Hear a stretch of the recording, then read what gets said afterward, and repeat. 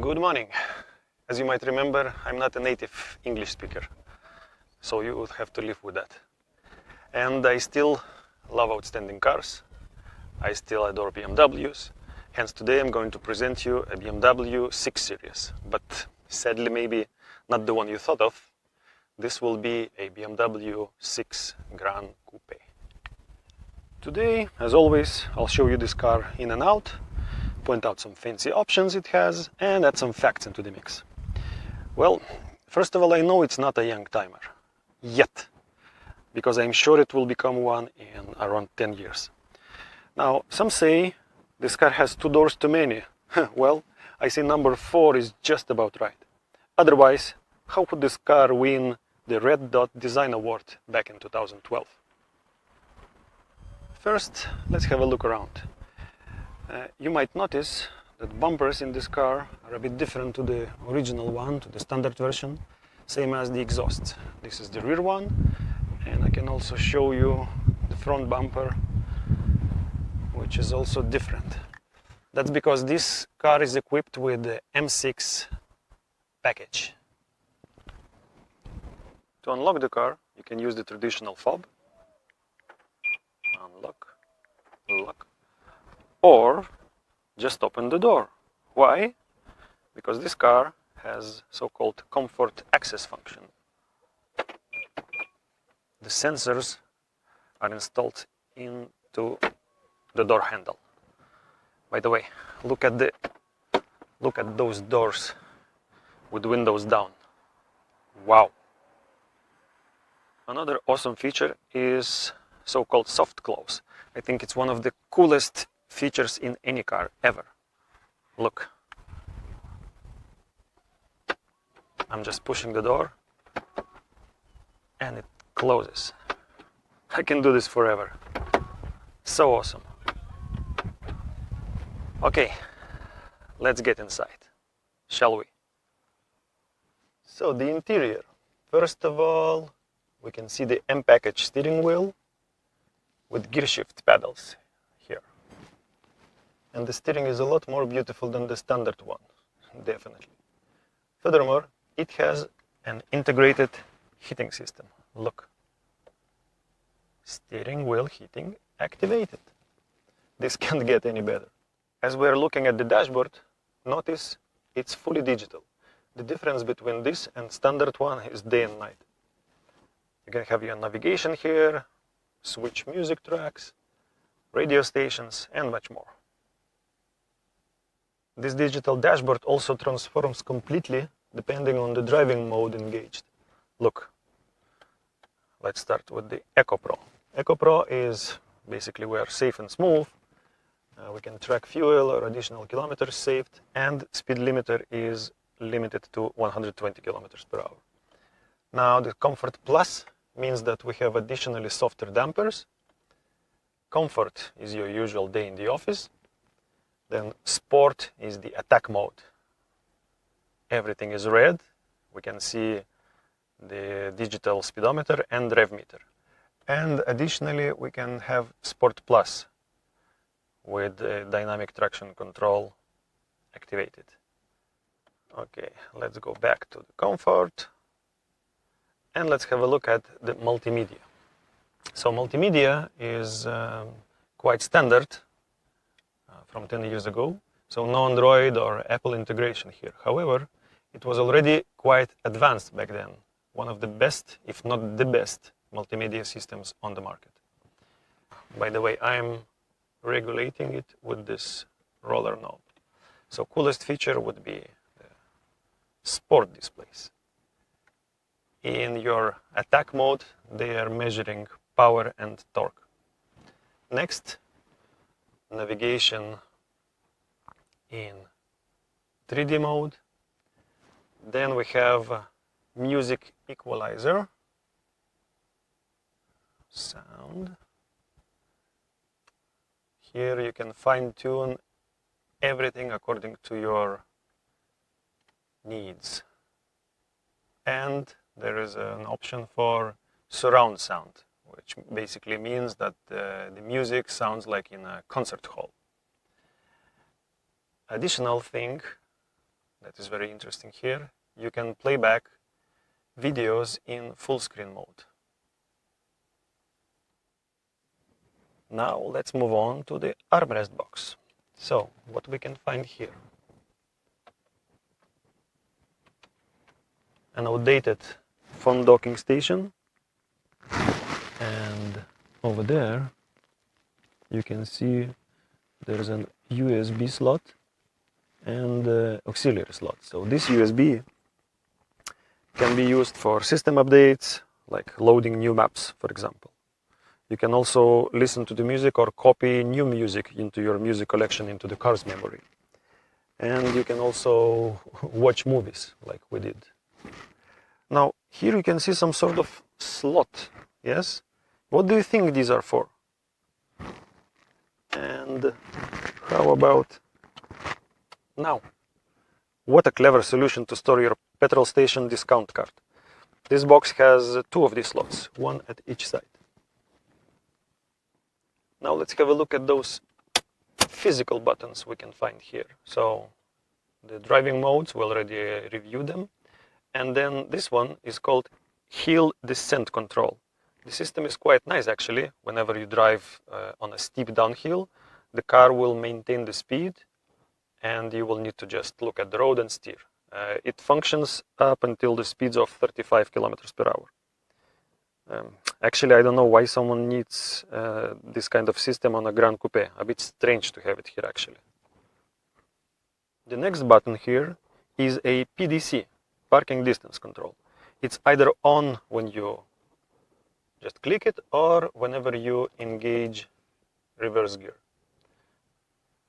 Look, our rear camera will show us and will help us when we are parking. But hold on, where's the camera at the back? I haven't noticed it. So, we are at the back of the car and I don't see any camera, do you? Okay, let's check now.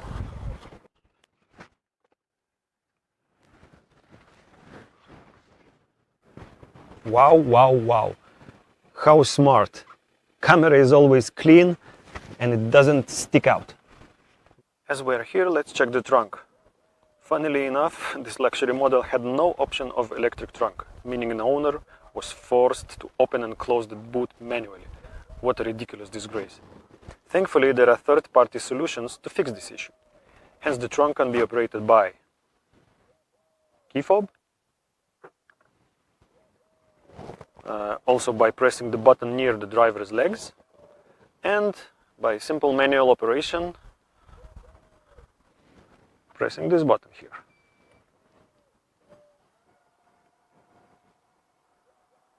So the trunk is quite spacious.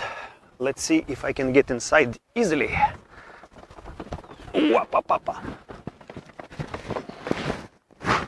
Perfect. Here, if you happen to lock yourself in, or somebody had kidnapped you, there is an emergency release system. You just use this latch and the boot will open up. Life-saving device. Before moving on to the back seats, let's have a look at what Tom, the oddish me, has to say about BMW 6 Series. Switching to my garage. Hello, I'm also Tom, the original me, not the one he told you. Today we will have a look at the historical journey of BMW 6 Series. It started back in 1976 with an introduction of first generation of 6 Series, E24. Then the company decided to switch the luxury coupe to the 8 Series and only reintroducing it back in 2003 in a second generation of 6 Series as E63. And the third generation, the one that we're focusing on today, was produced from 2011 to 2019. An interesting moment. We have another time in the history of luxury coupes from BMW that they switched this line to the 8 Series. So current coupe cars are also 8 Series. And as you can see from this chart, the third generation consists of 3 models, F12, F13, F06. This is Cabriolet, I don't know why you call it convertible. Doesn't sound good. Coupe. And the 2 doors too many coupe. Gran Coupe, the car we are focusing on today. The F06 design was inspired by a 2007 concept car called CS. And these were the models of F06 produced. In this table, I've put up the engines, power, and torque for every car. Oh, sorry, I forgot the diesel version. Hold on. Much better now. Points to mention. M6 engine was the same as in M5. And of course, there was Alpina B6.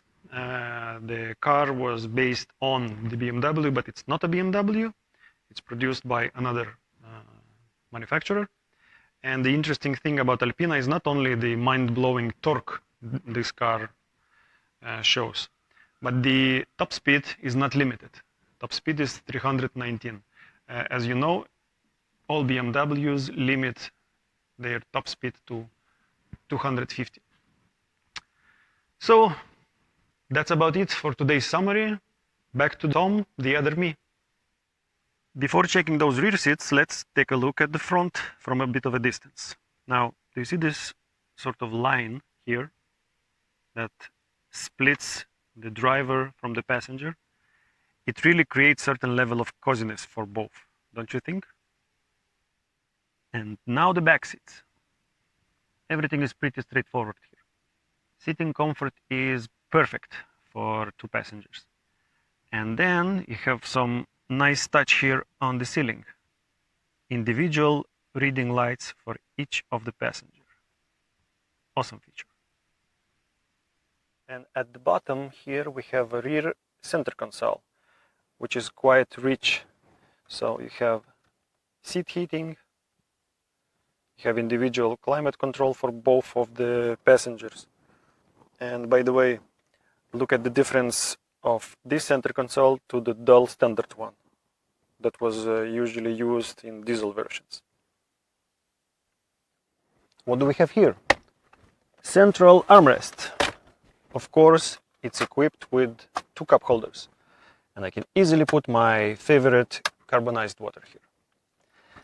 Then you have a, I don't know, sandwich box, a small compartment. Then if I open this latch, I can easily access the trunk. So it's a so-called ski hole. And by the way, this is not only the latch, it's also a compartment where you can store your maintenance book, your invoices, and user manual. But the coolest feature at the back are those sun blinds. Look. Boom. It's not here. And it goes up again. The same goes for the rear one. Down. And back up. This is just awesome. Welcome to the night. To shoot this part of the video, we need to face the darkness. You see anything? And now? Please check those door handle lights. Don't they look just awesome? We are back inside. Look around. You see those lights on the door panels? This feature is called interior ambient lights. Nice tiny touch of coziness. Also, only in the dark, I'm able to show you what adaptive LED lights mean. Look how they follow the direction of the steering wheel. Right, left. How awesome is that? And here our night endeavor comes to an end, and we switch back to Tom, the outspoken me, for a short market review. Hi, me again, the outstanding me. Now, checking those prices of any recently produced car is not so attractive, so let's do it quickly. Nowadays in Europe, you can afford yourself an F06 for as low as 18 to 20,000 euros. And this car, this price point, will be for a car that was produced in 2011. Now, M6, of course, will set you back a bit more. Maximum price, what I found, is about 80,000 euros. And here the car would be produced in 2016-17, so not that new also. And Alpina is the most expensive of all, as always. The prices are up to 100,000 for a car that was produced 5 years ago. And the quantities are also speak for themselves. You can buy as many diesels as you like, basically. And to find a good Alpina, you will need to sweat a bit. And the newest Gran Coupe, the 8 Series G16, will set you back 70,000 euros. This will be the car 2-3 years old. So, any takeaways? Well, F06 is not a young timer, but I'm sure it will become one. You will just need to wait. As for now, it's just a nice, beautiful car to enjoy it. And it has a bunch of cool features to support this joy. This guy again. Remember, I am Tom, the only me. Anyway, we've come to the finish, but this time I'd like to end on a different note, literally. I'd like you to hear how this beast roars, comparing the sound in comfort mode, then switching to the sport mode, which is improved with the MHD, remember?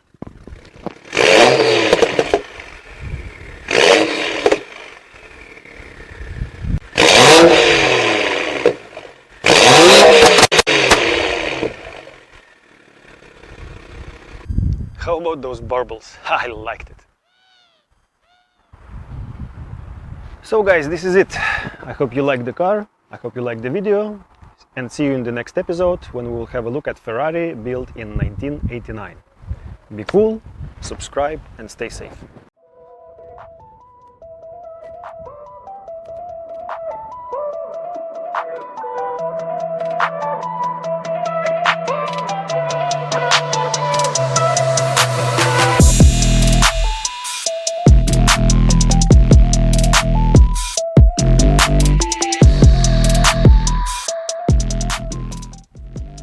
As for the driving, so far I do not feel like there's any benefit in me trying to transfer my feelings of how this car drives. I think it's very subjective and sometimes even biased. Also, I'm sure if you think about buying any car, you usually do your test drive. And I think that test drive is more important than mine.